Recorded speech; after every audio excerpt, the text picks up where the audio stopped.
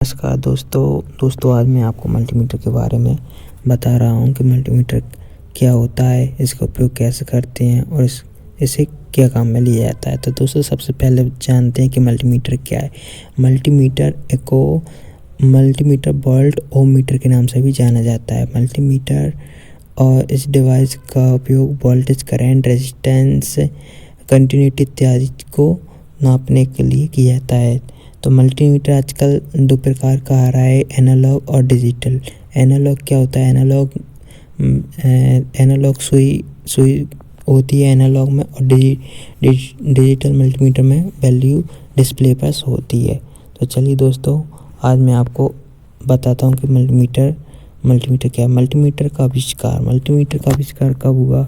Multimeter आविष्कार सन 1820 में हुआ और इसका उपयोग मल्टीमीटर होता कैसा? मल्टीमीटर ये इस तरीके मल्टीमीटर दिखता है जी। अपना डिजिटल मल्टीमीटर है जो 7 सेगमेंट डिस्प्ले दर्शाता है।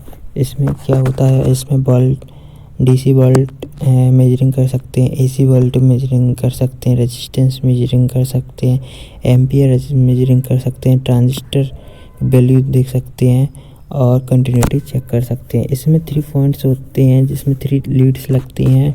इसमें एक कॉमन होता है और दूसरा वोल्ट रेजिस्टेंस देखते हैं और तीसरे पे एम्पियर मेजरिंग करते हैं। तो जैसा कि आपको ऊपर डिस्प्ले में देख सकते हैं, हमने इन सभी पॉइंटों को अलग अलग दिखाया है जैसे कि यह मल्टीमीटर आपको और आसानी से समझ आ जाएगा। मल्टीमीटर का इस्तेमाल टेस्टिंग के लिए किया जाता है। टेस्टिंग करने से पहले आपको कुछ बातों का ध्यान रखना बहुत ही ज़रूरी है। अगर आप मल्टीमीटर से कोई भी सर्किट या रेजिस्टेंस मापना चाहते हैं तो उससे पहले मल्टीमीटर में इसकी हाई रेंज सेलेक्ट करें।